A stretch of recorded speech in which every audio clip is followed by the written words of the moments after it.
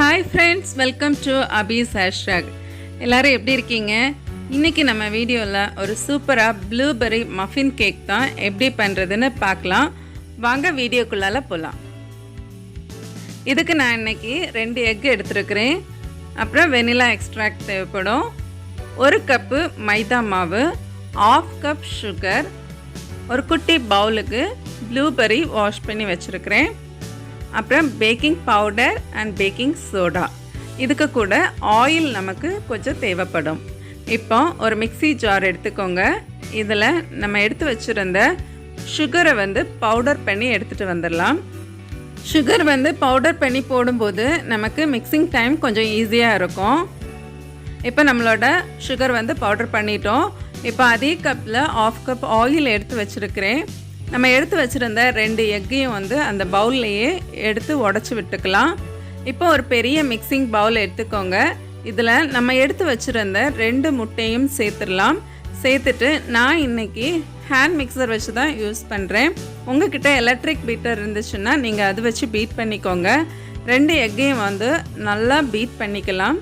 Beat பண்ணிவிட்டு நம்ம எடுத்து வச்சுருந்த பவுடர்ட் சுகரை இதில் ஆட் பண்ணிடலாம்.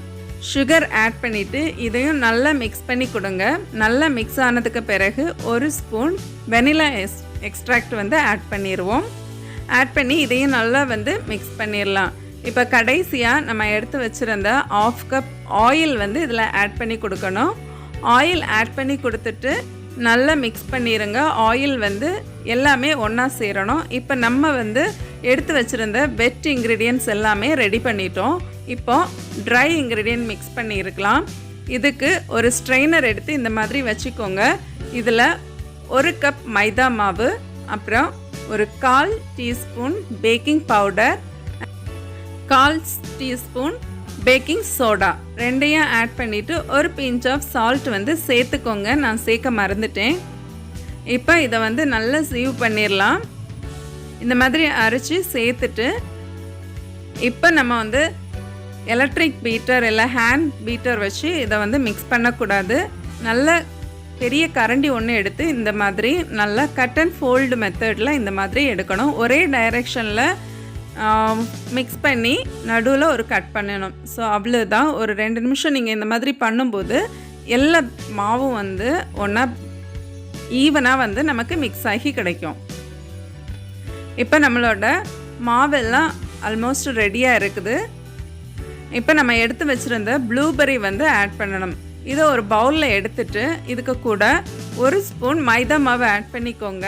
மைதா மாவில் இந்த ப்ளூபெர்ரி எல்லாம் நல்லா கோட் பண்ணி எடுத்துட்டு இதை நம்ம கேக் மிக்சரில் சேர்த்துடலாம்.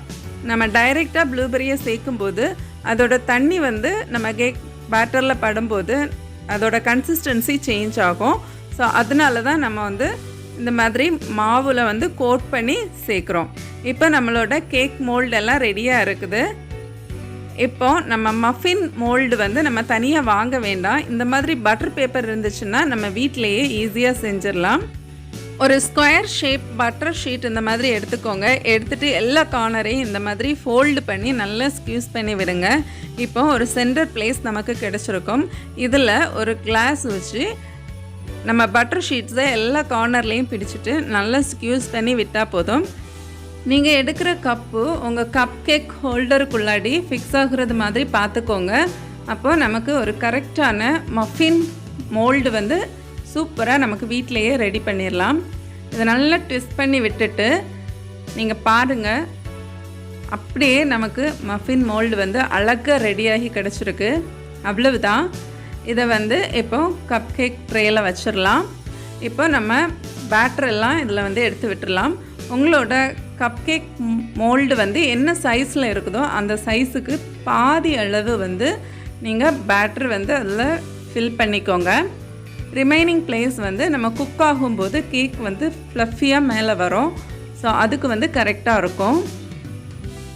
பாருங்கள், நம்மளோட பேட்டர் எல்லாம் ரெடியாக இருக்குது. நான் கடைசியாக கொஞ்சம் நட்ஸ் சேர்த்துக்கிறேன். நீங்கள் விருப்பப்பட்டால் சேர்த்தா போதும்.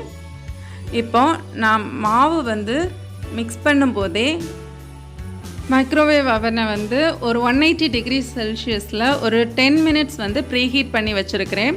ஸோ அதில் ஒரு 35 to 40 மினிட்ஸ் ஆகும் குக் ஆகிறதுக்கு. நீங்கள் வந்து ஒரு 25 மினிட்ஸ் ஆகும்போது ஒருக்கா பாருங்கள். ஒரு டூத் ஸ்டிக் இல்லைன்னா ஒரு ஸ்கியூவர்ஸ் வச்சு இன்சர்ட் பண்ணி பாருங்கள். அதில் எந்த மாவும் ஒட்டாமல் வந்துச்சுன்னா நம்மளோட கேக் வந்து ரெடியாகி இருக்கும்.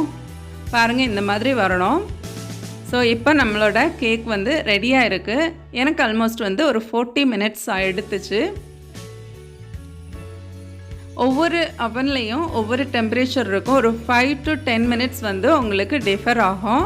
உங்களோட அவனை பொறுத்து நீங்கள் டைம் செக் பண்ணி எடுத்துக்கோங்க. பாருங்கள், ஒரு சூப்பரான ப்ளூபெர்ரி மஃபின் கேக் வந்து வீட்லேயே ஈஸியாக பண்ணி முடிச்சிட்டோம். நீங்களும் இந்த மாதிரி செஞ்சு பாருங்கள். செஞ்சு பார்த்து உங்கள் ஃபீட்பேக்கை என் கூட ஷேர் பண்ணுங்கள். ஃப்ரெண்ட்ஸ், நீங்கள் இன்னும் நம்ம சேனலை சப்ஸ்கிரைப் பண்ணலைன்னா கீழே இருக்கிற சப்ஸ்கிரைப் பட்டன் யூஸ் பண்ணி சப்ஸ்கிரைப் பண்ணிக்கோங்க.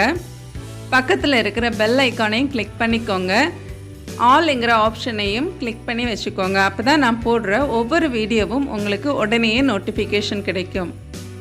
நான் இன்னொரு இன்ட்ரெஸ்டிங்கான வீடியோவில் உங்களை சந்திக்கிறேன். அது வரைக்கும் bye, take care, thanks for watching.